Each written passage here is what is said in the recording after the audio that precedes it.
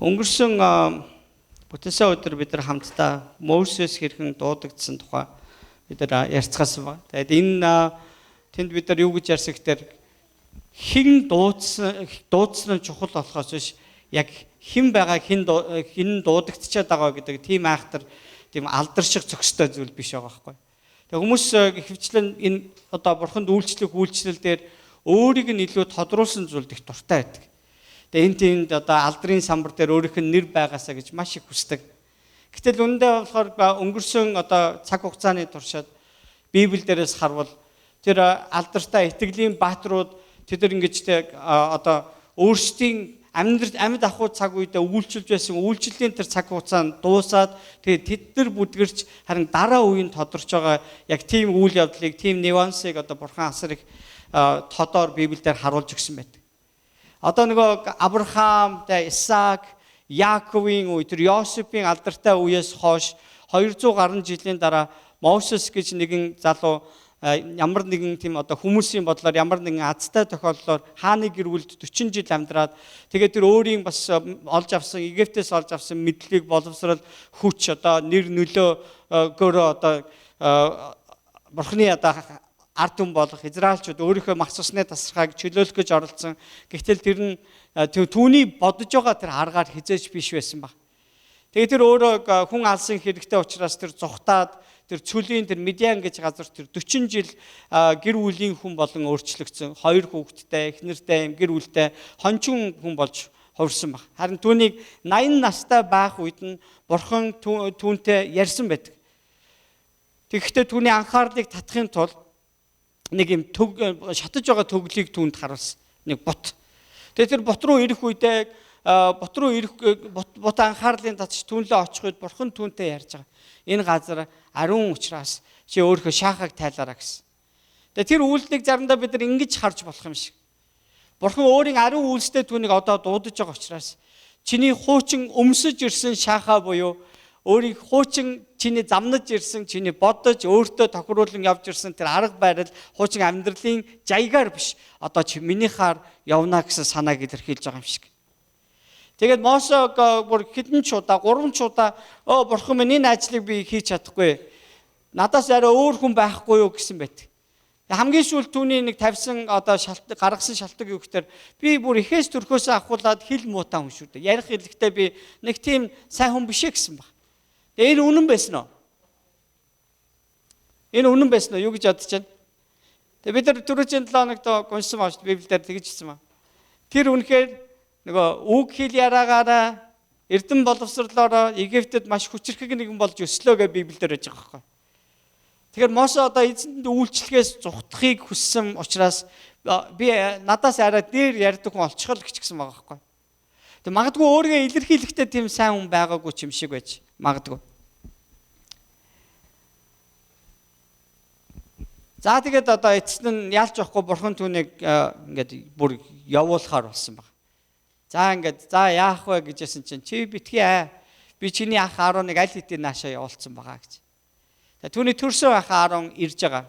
Тэгээ 10 тоо тэр уулзсан байдаг. Тэгээ уулзаад харин 10-ны тэр цөлийг гатлаж ирэхдээ тулж ирсэн тэр тайгийг аваад харин чи миний юу хий гэснийг хийгэр гэсэн мэт.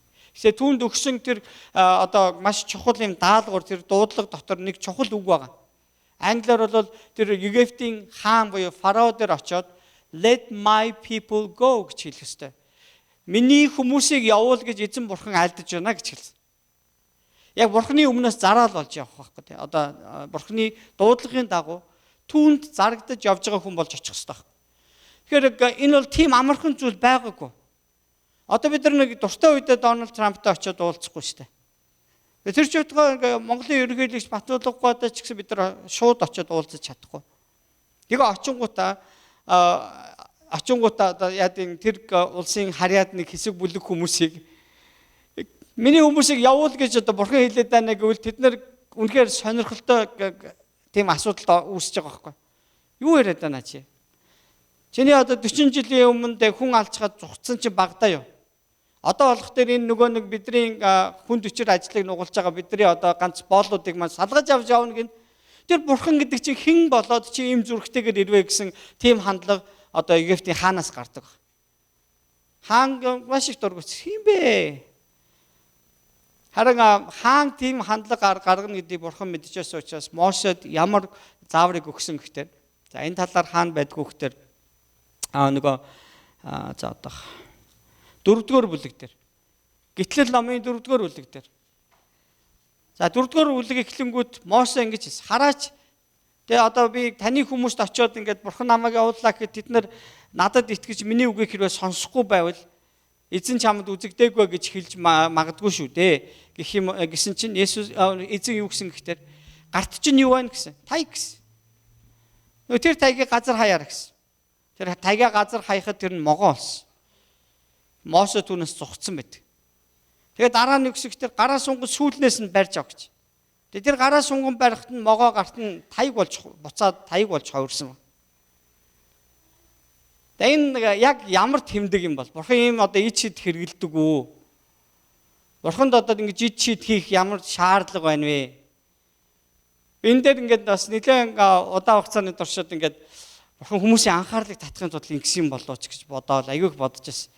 Тэгсээ үүний цаана ерөөсөө юу байсан гэхээр бурханы дуудлагад дуулууртаагаар үйлчлээ, ирээ, яваал гэсэн санаа байгаа байхгүй. Чи бурханы дуудлаганд үйлчлэе гэвэл тэр гартах тайг шиг түшиг тулгуур чинь бурхан байх бол. Одоо аратан дайрж ирвэл тэднийг занчих, тэдний эсрэг тулалдах зэвсэг болж болно. Бурхан би чиний зэвсэг байх бол гэж. Чиний хамгаалт, бамбаа бол би байх болно гэсэн санаа энэ дэл. Харин түүний дуудлаганд хариулахгүй бол тэр хортой могоо юу болж болох вэ? Өхөл болж болно шүү дээ. Тэгэхээр чи бурханы дуудлагыг авсан бол түүнд үлчиж байгаа бол чи дуулуурлаараа гэсэн санаа байна гэж харж. Түүний дараагаар бурхан чи гараа өвөртөө хий гэж хэлсэн ба. Өвөртөө хий.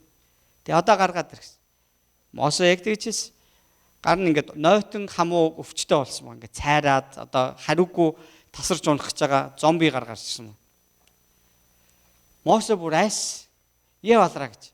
Чи буцаагаад өвөртөө идэх гэсэн. Буцаагаа өвөртөө игээд гаргаад ирсэн. Нялх хүүхдийн арьс шиг сайхан юм зөөлөн нөөксөн сайхан арьс үхий гартаа авсан. Энэ юг харуулж байна? Бас л бурханы өмнө цэвэр сэтгэлээр үйлчлээрэй гэж. Есүс бидэнд хэлдэг шүү дээ.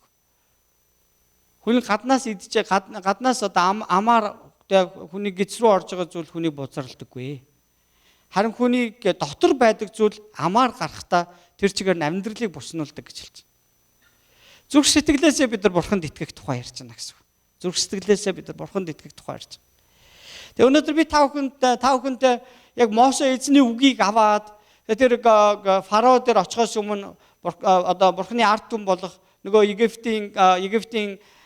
Египтэд албадан ажил хийгээд үнэхээр их зовлонтой амьдарч байгаа тэр бурханы хүмүүстээр очиж бурхан та нарын төлөө ирлээ гэдэг тэр мессежийг өгөхөөр Мосе явах хэрэгтэй болсон ба. За тэгээд ахтайгаа хамт буцаад одоо медианы цөлийг туулаад одоо Египтэд байгаа бурханы ард түмэн дээр очисон байдаг.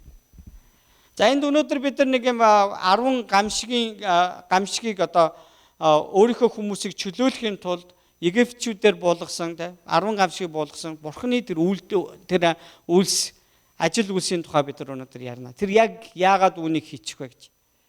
Тэгэхээр хэрвээ энд бурханы тэр одоо Египтээс өөрийнхөө ард түмнийг чөлөөлөхдөө үзүүлсэн энэ гайхамшиг гамшиг гэхүү нэг тийм ийм онцгой юм тусгай юм юр хүсийн зүйлүүдийг бурхан хийхэд үнэхээр бурханд итгэгчдэд бол энэ нь гайхамшиг байсан, харин үл итгэж байгаа хүмүүст энэ нь гамшиг байсан гэж утгатай. Тэг өнөөдөр Христэд итгэлж бас ялгаа байхгүй. Яагаад заримдаа хүмүүсийн итгэлээс зугтдаггүй гэхээр, үйлчлэхээс зугтдаггүй гэхээр энтэй зуралдаад ингээд одоо Христэд итгэж гэнэ гэдээ яваад байвал ерөнхийдөө жоохон дараатай. Найз нөхдөсөө салж магадгүй, тэг хүмүүсийн дунд ганцаардж магадгүй, айгүй бол нэг жоохон эвгүйхэн шиг газар явж байгаад Христэд итгэсэн итгэлээсээ бол алуулчих магадгүй шүү дээ. Энэ дэлхийд өнөөдөр бид нэг ингээ яраа сууж хахад итгэлээсээ болоод алуулж байгаа хүмүүс энэ дэлхийн айл нэг газарт байж л байгаа. Харин бурхан бидэнд юу гэж хэлж байгаа нөхдөр үгүй ээ. Та нар энийг гамшиг гэж бодож итгэдэггүй хүмүүс шиг энэ бол тэд итгэдэггүй хүмүүст бол энэ шийтгэл байдаг шиг ийм дарамттай сэтгэлээр битгий хүлээж аваар. Харин та нар үнэхээр итгэдэг бол энэ та нарт гайхамшиг юм гэдэг хэлж байгаа. Есүс Христэд итгэх гэдэг чинь гайхамшиг шүү дээ. Би Есүсийн талаар огт мэдлэггүй байсан. Би юу ч мэдэхгүй байсан. Гэтэл Есүс нэг өдөр тэр хин нэг хүнээр дамжуулаад Есүс чиний төлөө ийм хийсэн шүү гэсэн маш энгийн тийм мессеж нь миний зүрх сэтгэл дотор шал өөр хүн бий болчихсон. Ямар ч боломж байхгүй. Тэг ийм бурханд итгэх. Би гараараа барьж үзээгүй, нүдэрээ хараагүй. Хүмүүс түүний тухай яриад байгааг би сонсоод гэтэл гинт миний зүрх сэтгэл дотор ийм итгэл бий болсон. Тэгээ Библи уншингууд энэ итгэл нь намайг мөнхийн амьд хүргэх юм байна гэдэг ийм гайхалтай мессеж. Тэгээ би тэр үнэн голоосоо итгээд байгаа нь миний хийсэн зүйлхээсээ илүү Бурхны хийсэн зүйл байгаа. Энэ бол гайхамшиг байхгүй. Тэгээ хожим нь юу гэхээр бид нар Есүстэй хамт мөнхөд амьдрна гэж.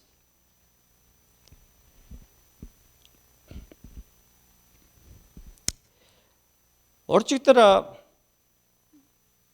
нэг настай нэг пастортай яриа суужсан. Тэгээ би нэг байгууллагын нэг энд байдаг нэг байгууллагын надтай холбогдох гээд байгаахгүй. Тэгээ би тэр байгууллагын талаар юу мэддэг вэ гэж асуусан чинь тэр ерөнхийдөө нэг тийм гаж урсгалах тэгээ буруу сургаалтай хүмүүс шиг тиймэрхүү одоо мэдээ надад өгсөн байгаа. Тэгээд тэнд иймэрхүү одоо нэг юм гаж сургаалтай юу тэгээ сургаал номлолтой юм одоо цуглаан ч юм уу тиймэрхүү зүйлрүү хүмүүс яагаад айгүй амархан ордгоо гэхээр сүүлийн үеийн одоо гаж сургаалд юу гэж хэлээд байна вэ гэхээр та нар Христэд итгэсэнд бол болоо. Тэгж ариун амьдрах шаардлага байхгүй гэж хэлдэг байна л та. Чи юу дуртайгаа хийж болно? Яг тэгвэл Библиэлд чи итгэлээр аврагдсан л бол чи хожим заавал аврагдана. Тэрнээс хойш чи юу хийж явсан чи тийм хамаатай биш гэсэн. Хэрвээ тийм бол бид нар өнөөдөр юу хийгээд байгаа юм чи? Христэд итгэсэл бол болоо шүү дээ. Онлайн итгэгч. Тэ? Зайнаас итгэдэг хүмүүс. Тэгэхээр өнөөдөр бидний юу хийж байгаа энэ бол үнэндээ утгагүй байхгүй тийм. Яг хэрвээ тийм бол. Гэтэл Библи бидэнд та нар өөрсдийн авралыг гүйцэлдүүл гэсэн санаагаар үг хэлсэн байна. Complete гэсэн тийм санааг хэлсэн. Тэгээ өөрийнхөө авралыг гүйцэлдүүл гэсэн санаа нь бид нар ариунаар амьдрсаар байх хэрэгтэй. Аврагдсан хүмүүс шиг, эзний хүмүүс шиг Бурхны нэрийг ариунаар дуурсгаж амьдрах тийм амьдралын хариуцлагатай болсон гэдгийг Библи бидэнд сануулсан. Учраас бид нар өнөөдөр ингэж амьдарч байгаа гэсэн. Мосо эзэн дуудагдсан цагаасаа гэсүүлээд яг энэ хариуцлагыг үүрэх гээд байгаа байхгүй. Тийм учраас Мосо жоохон цааргалсан. Харин Бурхан түүнийг яалтж явахгүй явхад хүргэсэн. Чиний зүрх сэтгэл дотор үнэхээр энэ ард түмэн чөлөөлөгдөөс миний гараар чөлөөлөгдөж амлагдсан тэр нутагт очоосоо гэж хүсэж байна уу? Мосо мэдээж хүсэж байгаа. Тэгвэл би үүнийг чамтай хамт хиймээр байна. Ямар уу гэж. Энэ шиг өнөөдөр бидний амьдарч байгаа энэ газарт ч бүр энэ дэлхийн өнцөг болон бүрт Бурхан биднийг аль нэг бидний хин нэг үнэхээр тийшээ илгээхийг хүсэж болно шүү дээ. Ингэж хэлэхдээ танд юу гэж хэлж яах вэ гэхээр би энэ агуу ажлыг чамтай хамт хиймээр байна гэж. Энэ бол дуудлага. Энэ бол гайхамшиг байхгүй. Итгэлээр хүлээж авагчдад энэ бол гайхамшиг. Тэгээ Мосо одоо за бүрэн итгэсэн ч үгүй ч бай жоохон айдастайгаар одоо Египт рүү явж байгаа. Авраамыг санаж байна. Бурхан түүнийг зүгээр л дуудсан.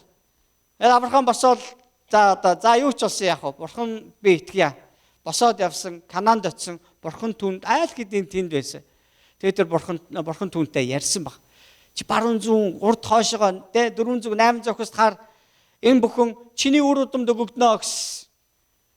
Хэрвээ би Авраамын орон тухай тэнд би байсан бол тэгээ би яах юм гэж те асууж магадгүйс. Яг тэгвэл энэ газар нутаг чиний үр удамд өгөгднө гэж аахгүй. Энэ надад биш. Чиний үр удам. Би амьд авах цагтаа яах юм болж Бурхан түүнд чи энэ нутаг дээгүүр ингээ нүүдлэн амьдрах ёстой гэж хэлж байгаа гэсэн. За энэ бол одоо дуудлагыг дагж байгаа амьдрал гэж хэлж байгаа шүү дээ. За би одоо та бүхэнд нэг юмыг сануулад байна. Бурхан биднийг дуудсан бол бидэнд ингээл тухлаад өөрийнхөө амьдралын үйлсүүдтэй ингээл байн хутгалдаал амар завгүй ийм байлгахыг тэр хүсэхгүй. Таныг шахах болно. Таны өөрийнхөө амьдралдаа удирдах гэж байгаа тэр зүйлүүд могоо олж хуурж магадгүй. Тэгээ таны хамгийн эрүүл байгаасаа гэж хүссэн тэр газарт нойтон хам өвчтөй болж магад. Бурхны дуудлага түүнд үйлчлэхэд бид нар өөрөө өөрсдийгөө өгөх хэрэгтэй. Үнэхээр дуулуурлах хэрэгтэй. Энийний хариу шагнал нь юу? Бид Бурхны гайхамшигыг үнэхээр харах л. Энэ дэлхий дээр хамгийн том гайхамшиг бол хүмүүс Бурханд итгэж түүгээр авралыг авж байгаа явдлага. Түүнээс өгсөн хүн амьлах гэдэг бол тийм том гайхамшиг өрөөсөө биш. Энэ бол Бурханд тийм амар сонин зүйл биш байхгүй. Бурхны хамгийн хүсдэг, хийхийг хүсэж байгаа тэр ажил юу гэхээр энэ дэлхийд өөрөөс нь холдон төөрчгсөн байгаа тэр өөрийн хүүхдүүдэд эргээж олж авах ажил.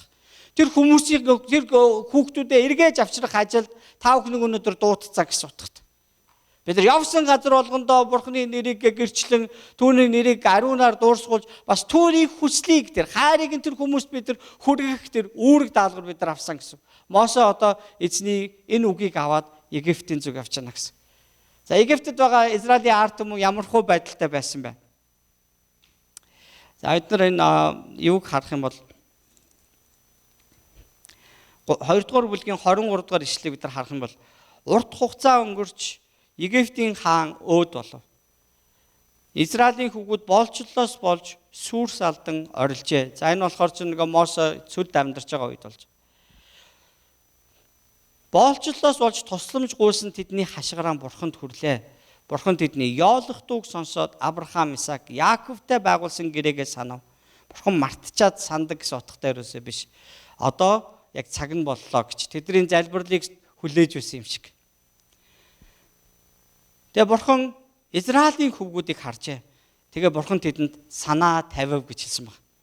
Энд тавив гэдэг нь одоо өнгөрсөн цаг дээр юм шиг харагдаж байгаа юм шүү дээ, тий. Тэгэхээр Бурхан аль хэдийн үнийг төлөвлөсөн байсан.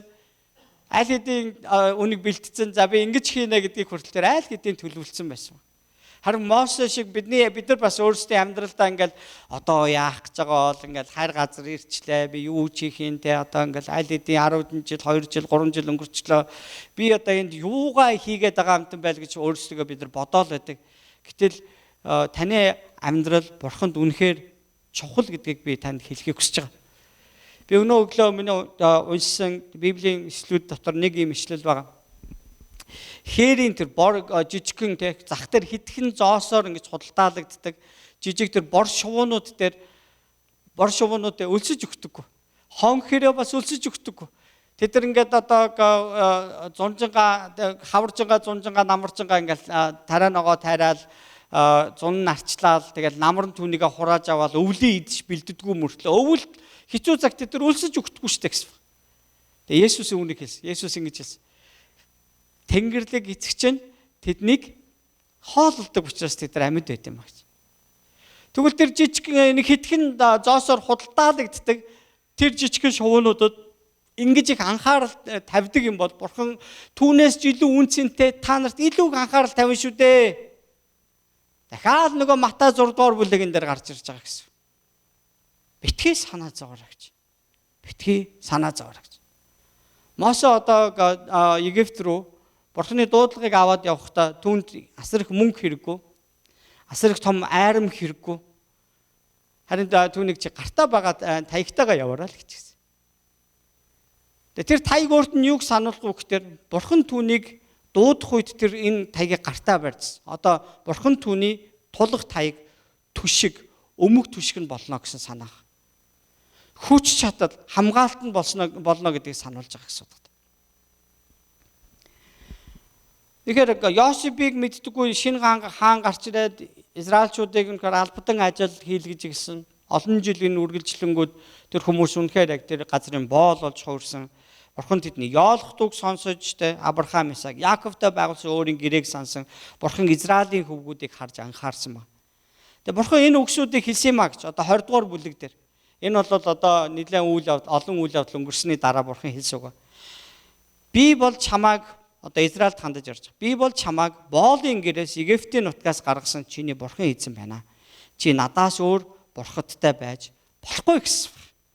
Аль хэдийн тэднийг Египтээс чөлөөлчихсөн тэр үйл явдлын гитлэл ном буюу одоо Египтээс гарсан ном хуучнаар энэний 20 дугаар бүлэг дээр ярьж байгаа. Бурхан үүнийг одоо хийгээд яаж хийх вэ гэдэг дээр бид нар анхаарал явж байгаа бол бид нар 20 дугаар бүлгийг уншвал аль хэдийн тэр гаргацсан ба. Энэ хооронд яг юу болсон бэ? За тэр яг Египтийн хаан эзний хүмүүсийг тавьж явахыг зөвшөөрөөгүй учраас Бурхан юу гэсэн гэхээр би түүний зүрх сэтгэлийг хатууруулсан юм аа. Энэ маягаар энэ хэд хэдэн удаа энэ зовлон амснаа гэсэн утгатай үг хэлсэн гэсэн. Тэгээ түүнд би үнэхээр яг би бол Бурхан гэдгээ мэдүүлэх болно гэсэн Бурханы санаа энд хэлэгддэг. Тэгэхээр 10 гамшигыг болгосон байдаг. За ямар 10 гамшиг болгосон бэ? За нэгдүгüүрт нь Нийл мөрний усыг цус болгосон байдаг.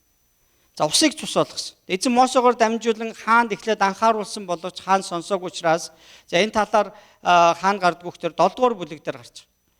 За тэгээд нөгөө хариу нь болохоор зэрэг юу яриад байгаа юм гэсэн. За одоо Бурханы үзүүлж байгаа хариу гэхээр усыг цус болгосон. Харин хаан өөрийнхөө шиддэнгүүдээс, элбчингүүдээс нэг хэсэг хүмүүсийг дуудаж ирээд та нар ийм усыг ийм улаан болгож чадах уу, цус болгож чадах уу гэсэн. Тэгээд тэд нар усыг ийм ямар нэг байдлаар улаан болгох нэгэн тийм арга техник тэднэрт байсан баг. Тэнгүүд нөгөө хааны зүрх хатуурч манай яг элбчиж гэсэн гэж та нар ямар нэгэн арга хэрэглээд ийм болгоо. Тэгтэл яг тэр хаан тухайн үед хэрвээ Бурхан түүнийг үнэхээр итгүүлэхийг хүсэжсэн ч юм уу те түүнд боломж өгсөн бол хаан энийг ойлгох хэрэгтэй байхгүй. Нийл мөрөн гэдэг бол ундарч байдаг. Маш том тэр гол одоо Африкийг, Египтийг тийм ээ тэр чигээр нь услаж байгаа маш том мөрөн байхгүй. Гэтэл энэ мөрний ус тэр чигээрээ цус олчихсан. Хүмүүс ус ундууж чадахгүй болчихсон ба. Гэр дотор гоожж байгаа ч хааны ордонд оргилж байгаа тэр одоо усан оргилуулчихсан цус болоод ховрчвол энэ Бурханы гар биш үү гэж хүн анзаарахаар байтал тийм сөхөө байсангүй. Тийм одоо харанхуй байсан гэсэн утга. Энэ шиг бидний амьдрал Бурхан үргэлж өдөр болгон гайхамшигаа үйлдчихэдэг. Өнгөрсөн 7 хоног талархлын баяр болоод өнгөрлөө. Тэгээ бидэрт нөгөө талархаар юм зөндөө байгаа шүү дээ.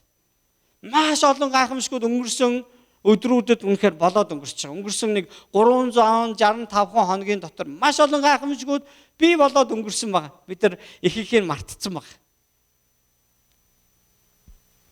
Хоёр дахь гамшиг өгөхтөр мэлхий байна. За мэлхийн дуртай хүн байна уу? Мэлхий гараараа барьж ирсэн хүн байна уу?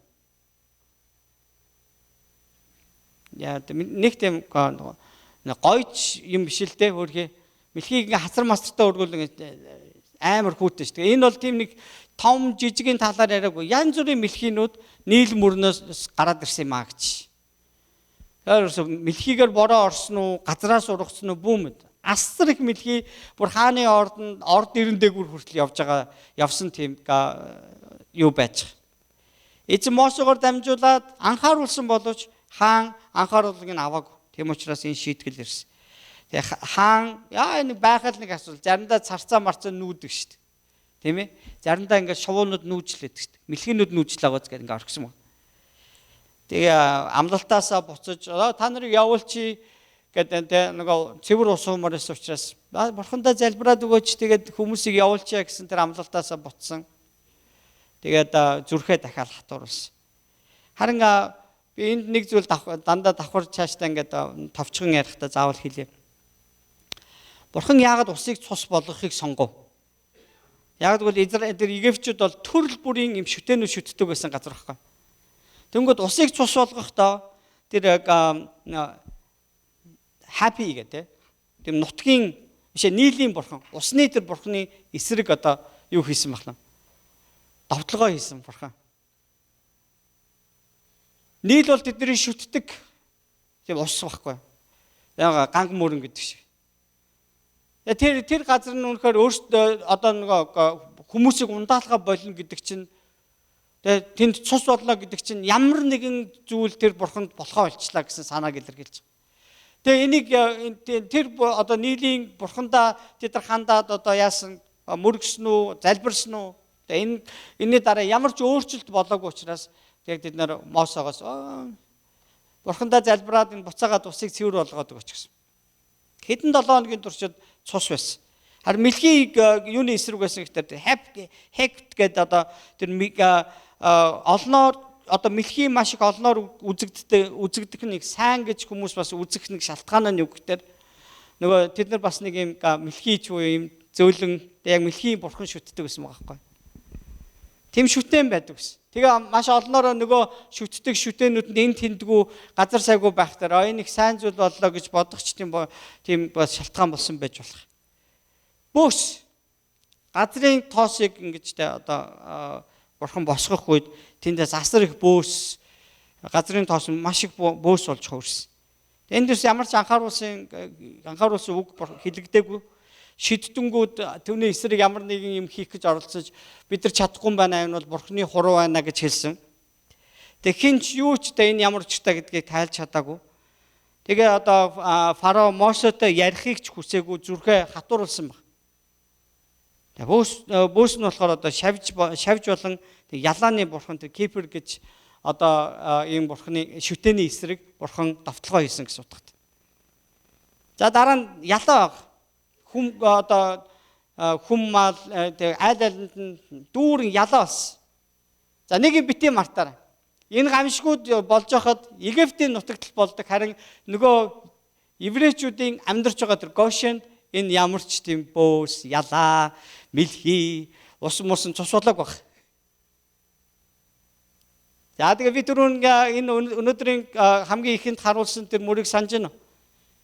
Итгэгчдэд бол энэ нь гайхамшиг. Үл итгэгчдэд бол энэ гамшиг байгаа шүү гэж. Тэгээ тахал өвчин мал сүрэгт нь халдаж бодог хэдэн хувийн чи өхүүлдэг баг.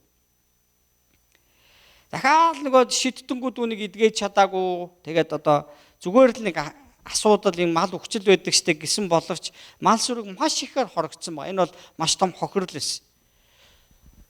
Фарао буюу Египтийн хаан дахиад зүрхээ хатууруулсан. Гэтэл энэ нь нөгөө одоо Апис гэдэг нэг юм шүтээний эсрэг бас бурхны довтлогоо байсан гэдгийг санах шүү дээ. За 6-ад нь идээд яар одоо Египтийн хүн ба малд халтсан юм а гэж хэлсэн. Хүний биеийн дээр ингээл идээтэй яар гараад ирнэ гэдэг бол тэгээ мал хуун ч гэсэн бүгдээрээ тийм болно гэдэг бол ямар муухай бай тийм ээ. Эцэг Мосегоор дамжуулж хаанд ингэж анхааруулсан боловч шиддэнгүүд юу ч хийж чадаагүй. Тэгээд бид төсөөлж чадахгүй ч энэ аимшигтай энэ зовлонтой өвчин байсан байгаа. Хүндүүртэй яар байсан гэж ярьдаг. Тэгээд бурхан хааны зүрхийг хатууруулсан тухай байна. Энэ нь болохоор одоо emotive тэр thought гэдэг ийм хүний биетэй бурхан ба эдгэх болон эд шидийг тийм үзүүлэх тийм эд шидтэй холбоотой тийм мөргөл байдаг гэсэн. Тэгээ ийм шүтээнийх нь эсрэг бурхан дайрсан гэсэн утгатай. Нэгсэндээ ингэж харуулад байна шүү дээ. Чиний амьдралд одоо хүмүүс яагаад ийм олон шүтээнүүдийг амьдралдаа бий болгодгоо гэхээр за одоо ялаа шумуул байхгүй болчвол ялаа шумууныг юунд залбар нь ихтэйдүүл тэн залбараад энийгээ татаад өгөөч гэх нь шүү дээ. Гэр чин дүүрэн жомтой байгаад бол шавжны бурханд хандаад биднийг ингэ шийтгэхэ болооч гэх юм бол тал засах юм бол тэр одоо шавж танаа гэрт үзэгдэхгүй байх нь шүү дээ. Амьдралынхаа нэг юм жижиг сайжиг асуудлуудаа шийдвэрлэхээр хүн өөрсөндөө юм шүтээнүүдийг босгож тэрэндээ амьдралаа даатгадаг баг.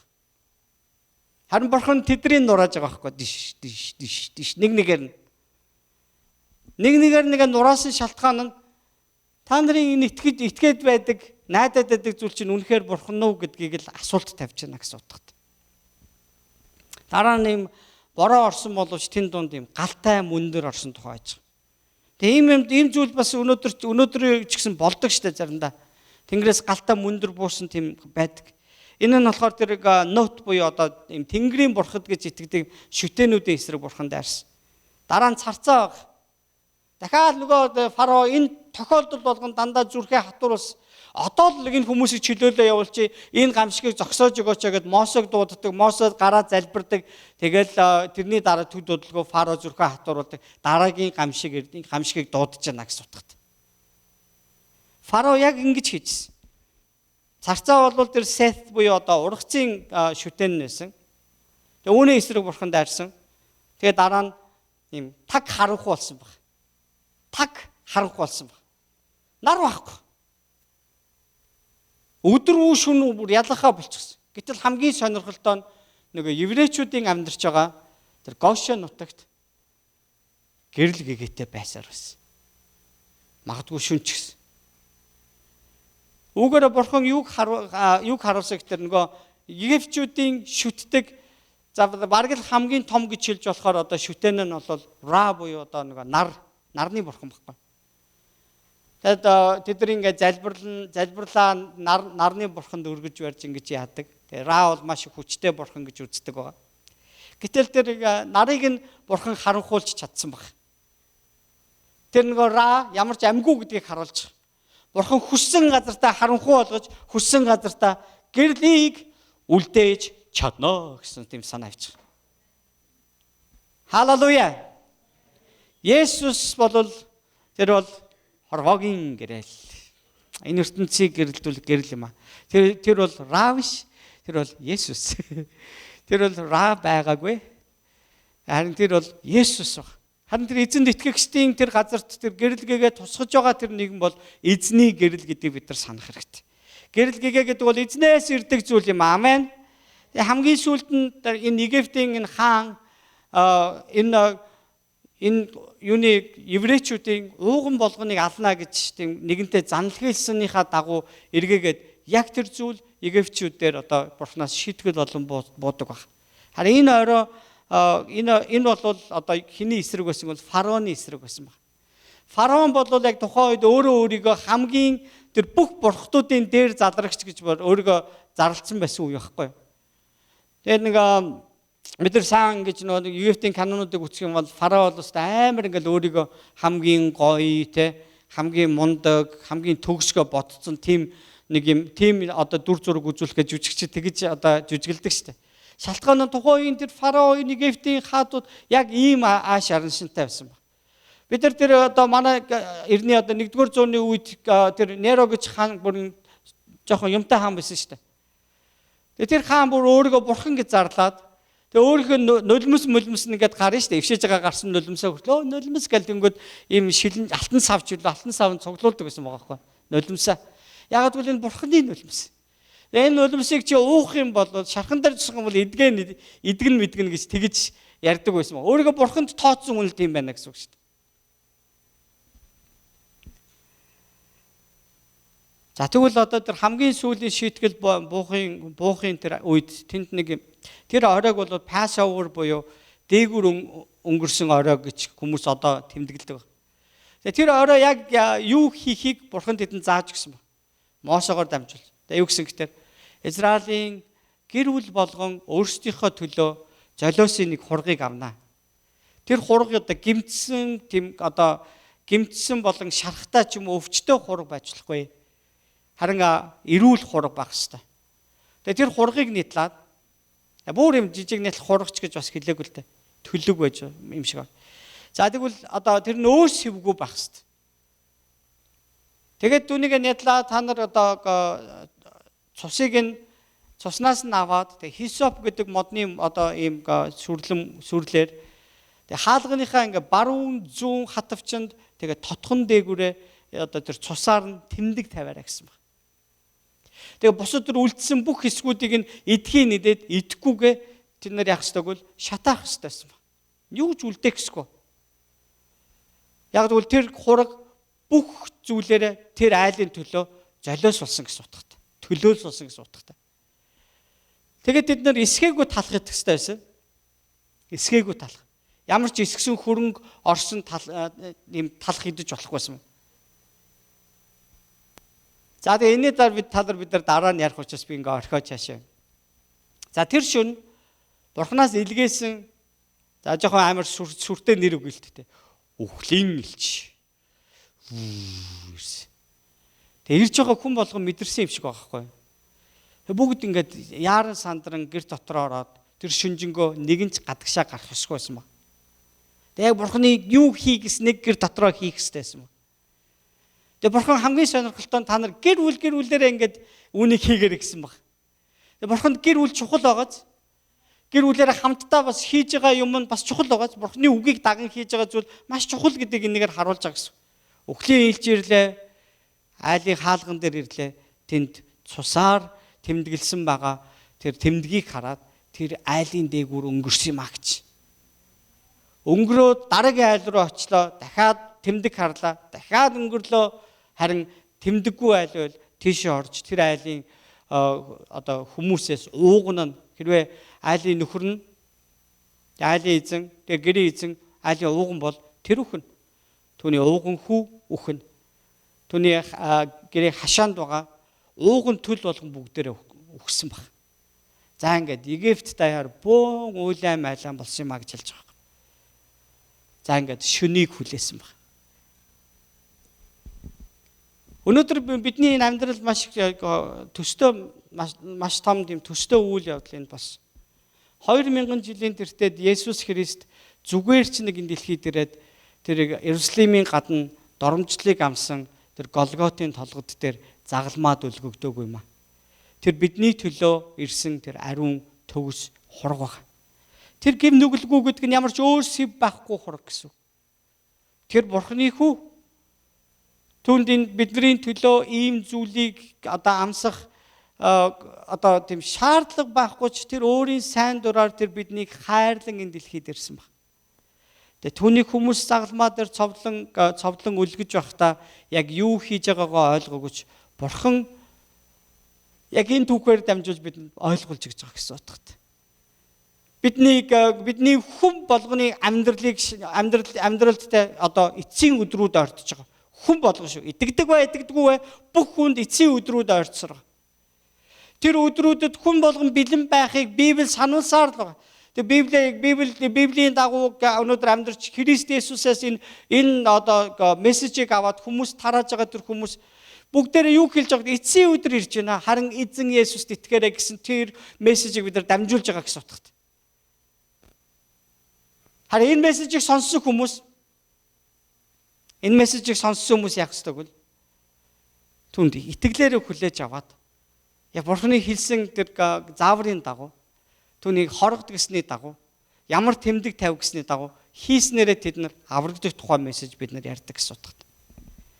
Мосо гартаа таяг барихыг эзэн зааварсан нь Бурхан түүнтэй хамт байхыгаа болон тийм ээ өөрөө удирдах байхыгаа сануулахын тулд өөрөө тэднийхээ дунд байхыг өөрийн илгээгдэгчийг тэдний дундаас гаргахыг тэдэнд аврагдах зам болохыг сануулахын тулд дээгүүр өнгөрсөн баярыг тэмдэглэхийг зааварлсан юм а.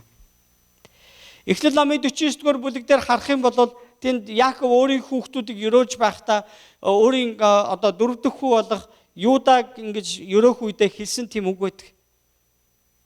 Чи ах トゥ усийнхаа дунд өргөмжлөгдөж тийм ээ чамтай энэ зэрэгцэх ах トゥ гэж байхгүй байх болно.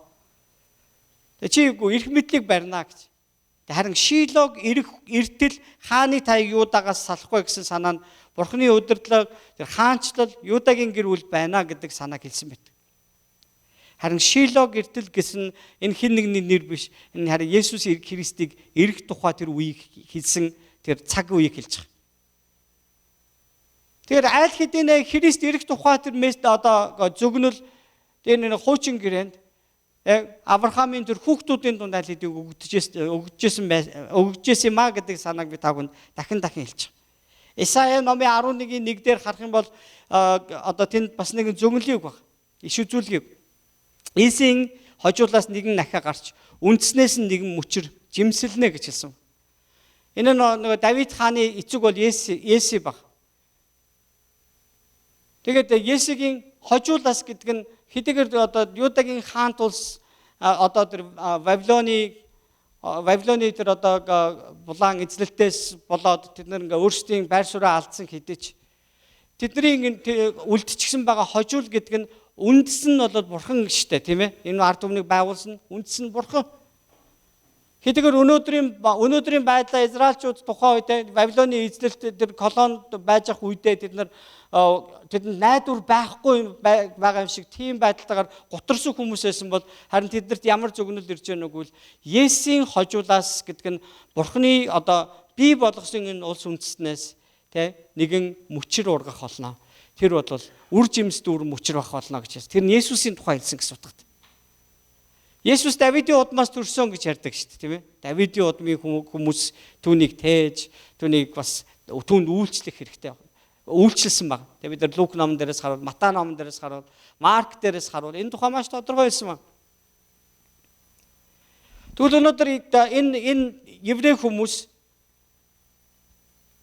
Дотор нь зүгээр нэг 12 овгийн л одоо тийм ахлагч нар гэж хүмүүс л байсан, ахмадууд л байсан болохоос биш.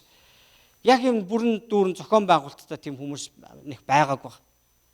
Тэгээд тэд нар ингээд тэдний өдөрт хийдэг зүйл нь нөгөө хаанд ингээд албаар үйлчилдэг. Тэгээд тэр асар том пирамидууд юу чинь тэр одоо янз бүрийн хүн толгой дүрстэй тийм одоо арслан марслан нохооч юм уу тэднийг тэр асар том байгууламжуудыг еврейчүүдээр дамжуулан хийлгсэн махаа гэсэн тийм юу байдаг. Баримтаа. Тэгээд ийм найдваргүй болчихсон. Бид нар энэ газар зүнхээр яг энэ зовлонтойгоор бид нар энд дуусгана гэсэн тэр хүмүүс найдварын мэдээг Мосегоор дамжуулж Бурхан аваачиж өгсөн.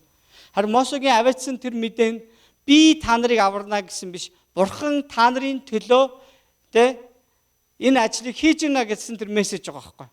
Бурхан өөрөө л тэднийг аварна гэсэн санаа. Тэгэхээр аль бүх үйлчлэлийн цаана Бурхан л үүнийг хийж байгаа гэсэн санаа байх хэрэгтэй байхгүй. Амен. Би та бүхнээс үнэхээр гуйж Бурхан та бүхнийг ингээд яг энэ тэр дээгүр өнгөрсөн баярын орой нядлагдсан хурх шиг Есүс таны төлөө энэ дэлхийд ирж өөрийгөө өгсөн бол та ч гэсэн үнэхээр яг бусдын төлөө яг ийм л нядлагдах хург адил үйлчлэх нь үнэхээр яг Бурханы танаас хүсэж байгаа зүйл баг. Тэр тантай хамт энэ гайхамшгуудыг тэр үйлдэхийг хүсэж байгаа. Үйлчлэл дээр та яаж хийнэ, юу хийнэ, хаашаа явна гэж та санаа зовж байгаа бол Бурхан таны гарт Есүс хэмээхийн тайгийг бариулчихсан байж байгаа. Есүс юу хүсэж байна? Тэр бол таны явах зүгвэ гэсэн үг байхгүй. Хийх ёстой юм аа гэсэн үг байхгүй. Та яг ямар юм хийх ёстой, яг яаж байх ёстой, яаж амьдрах ёстой Есүсийг бариараа гэсэн үг. Тэгвэл Есүсийн тухай Библиэлд бичсэн байна. Библиэлд Бурханы дуу хоолой бичигдсэн баг. Бид нар Бурханы дуу хоолойг сонсож энэ Бурханы үгээр амьдрах гэдэг нь гартаа тайгийг бариад явж байгаа тэр Египтийг зорж байгаа тэр Мосе шиг бид нар амьдарч байгаа гэсэн утгатай байхгүй. Мосе очиж чад яг нэг хуучин шиг амьдрал яхаа. Ачаад хүмүүс нэг өөрийгөө сонсохгүй юм шиг байгаад харна. За. Албадлагын ажилтны нэг болъё даа. Тэгээд тэр дунд ингээ махисан юм яваал. Он жилүүд өнгөрөөл. Тэгээд өнгөрсөн бүтээс өдөр би та бүхэнд хэлсэн Мосе хэдэн нас нассан гэлээ? 120. Мосег Бурхан 80-тад нь дутчих. Тэгээд тэр өөрөө өөхөх өдрийг мэдэхгүй ч гэсэн хэрвээ Мосе ингээл 5 жил, 10 жил, 20 жилиг ингээд дэмий өнгөрөөсөн бол түүний тэр эрчимтэй үйлчлсэн тэр үйлчлэх ёстойсэн 40 жилийн талыг нь тэр алдаж байгаа гэсэн үг байхгүй. Өнөөдөр би та бүхэнд юу гэж хэлэх гээд байна вэ? Бурхан дутсан бол даруй үйлчлэл. Зүгээр зогсолтгүй үйлчлэл. Энэ яг бол танд хэдэн жил үйлчлэнийг та мэдэхгүй шүү дээ. Танд хэдэн жил үйлчлэнийг та мэдэхгүй шүү дээ. Энэ дэлхийн ангаах ухаанд бид нар найдаад би 120 наслах юм чинь одоо дөнгөж 40 хүрээгүй явж байна. Надад 80 жил байна. 40 жил тэнэгж байгаа 80 жилээс одоо 80 настайгаас ингээд үйлчлэе гэж хэрэг бодвол энэ буруу бодол. Бид нар илүү богинохон амьдрах чийж болно шүү дээ. Танд үлдсэн цаг хугацаагаа та өнөөдөр идэх хоолны төлөө амьдрсаар хагаад дуусгая гэж бодож байвал энэ бол буруу бодол. Бурхан таныг над руу хараачл гэж хэлж байгаа. Үйлчлээрээ гэж. Өвсөвгөө хурганы цусаар тавьсан тэмдэг гэрт хоргодож байгаа хүн бүрт үхлээс хилтрэх боломж өгсөн шиг Есүсийн үнэт цусаар ирсэн авралт хоргодогч хэн ч гэсэн мөнх амийг хүртэх ивэл байгаа. Тухайн үед хаалганы гадна төргсөн бол одоо сэтгэлийн дотор буюу хүн Есүс Христэд итгэсэн хүн болгоны зүрхэнд энэ цус нялдаастай байдаг тухай Паул номлолтой хэлсэн байна. Зүрхэндээ энэ одоо Бурхны ариун хурганы тэр цус нялдагдсан хэн ч гэсэн Бурханд хамаатай гэж хэлсэн байна. Бид нар зүрх сэтгэлээрээ Бурханд итгэж, зүрх сэтгэлээрээ бид нар Бурханд үйлчлэх ёстой гэсэн санаа байна гэсэн. Өнөөдөр би та бүхнийг нэг зүйлийг эргэж нэг сайн санаад би ер нь хаана байна вэ гэдгээ бодоод өнөөдрөөс эхлээд ингээд нэг шал өөр хүн болоод байгаа ч гэж та бүхнийг уриалаад нэг зүйл ярихыг хүсэж байгаа. Бисаа ягаад ингээд гадна талдаа төргсөн юм сайн гэж хэлсэн бэ? Одоо нөгөө тэмдэг гэж хэлсэн бэ? Маш олон хүмүүс энэ тэмдгийг гадна талдаа тавьчихдаг. Хандаа загалмаа өлгөн машин одоо ингээл Машин дээр янз бүрийн би Христэд итгэдэг, Христ бол нэг ганцхан бурхан, түүнд үйлчил, түүнд итгэсэн аврагдана гэж сүртэй стикернүүд тавиад ингээд явж байгаа. Яг өөрийнх нь амьдралд өөрөө тэр яг тэр тэмдгийн дагуу бурханд итгэж байгаа хүн шиг амьдрахгүй байгаад байдаг тал байна шүү. Анх би Америкт Солонгост очсон, Америкт ирсэн. Тэгээд Монголд тогтоол бас тэд нар Христч болсон гэл очиод ингээл хамгийн түрүүнд уулзсан хүн намайг ингээл God bless you гэл бурхан ивэ гэж хэлэх байхтаа л гэж би бодсон. Нэг ажилд орлоо бүгдээрээ л итгэгч хүмүүс ахлаа гэж үзсэн. Тэгэхээр ерөөсөө сүмдөө явдаггүй. Ерөөсөө сайн мэдээ тараахаар явдаггүй. Харин ч бол үйлчлүүлэгч нартайгаа хэрэлдэн зодтолтон янз бүрээр хараа нь үхээсэ гэж бодно. Тэгснэ нөгөө нэг одоо юуныхаа энтхийн одоо уламжлалт энэ сүмийн ёслоор нэг жилдээ нэг юм уу 2 удаа нүглээ намжлуулахаар тэр цуглаанд явдаг. Тэр өдрүүдэд ямар сүнслэг болно гэж. Талархлын баяр, Thanksgiving-аар Christmas-аас ингээд нэгэндээ бэлэг өгөөл хийлгүй чи ийм хүн байсан юм уу? 1 сарын 2-ноос эхлээд дахиад буцаал нөгөө хуучин хүн бол. Яг тэгвэл таксаа төлөх хэрэгтэй болчихно. Нөгөө юунуудаар одоо амралтын өдрүүдээр алдагдсан нөгөө мөнгө олж болох тэр алдагдсан тэр өдрүүд бизнесээ нөхөө сэргээж авах гэж нөгөө л хатуу хүн болоо өрчдөг. Би бүр ингээд ангаад өгсөн. Эцээч би ойлгосон. Энэ дотор сайн хүмүүс өндөө байгаа. Харин тэр хүмүүс зүрхэндээ тэр хурганы цус нэлдэгдсэн хүмүүс гэсэн үг. Гадна талдаа үзүүлдэг биш. Өөрийнхөө амьдралаар үйлчлдэг хүмүүс, итгэдэг хүмүүс гэсэн үг байхгүй. Энэ хүмүүст энэ бол гайхамшиг байх бол. Ийм хүмүүстэл бурхны гайхамшгууд дагалдана гэсэн баг штэ. Харин зөвхөн дүр үзүүлдэг хүмүүст энэ бол гамшиг байх бол. Есүс аль хэдийнс 2000 жилийн тэртет. Зарим хүмүүс бурхны үгийг сонсоод ирдэгч, цаг зуурын бэрхшээл, хавчлагаас болоод тэдний зүрхнээс бурхны үг зайлуулагдана гэсэн байна. Тэд хизээ зүрхэн дотор оруулаагүй юм гэж. Өнөөдөр бид нар яг Христ итгэхэд бидний яг хаана явж байна вэ? Зөвхөн духан дээрээ битсэн тэмдэг байна уу? Гартаа зүүдэг цаг, машин дээрээ наасан стикер маань зөвхөн бидний итгэл үү? Хин нэгэнд би Христэд итгэгч гэж хэлж байгаа мал зөвхөн бидний итгэл байна уу? Эсвэл бид нар жинхэнэ зүрхнээс бурханд үйлчилж байгаа, түүнд үйлчлэхгүйгээр миний санаа хамардаггүй, түүнийг хаанчлын төлөх үйлс болон түүний хаанчлын бизнес үнэхээр ашигтай, амжилттай явхад үргэлж санаа зовдөг нэгэн би байж чадчихна уу? Эсвэл би өөрийнхөө л амьдардаг нөгөө л пайз зүйлсэн итгэгч байна уу? Бүгдээрээ зүрх сэтгэлээ чагнаад эзний өмнө бүгдээрээ залбирцгаая.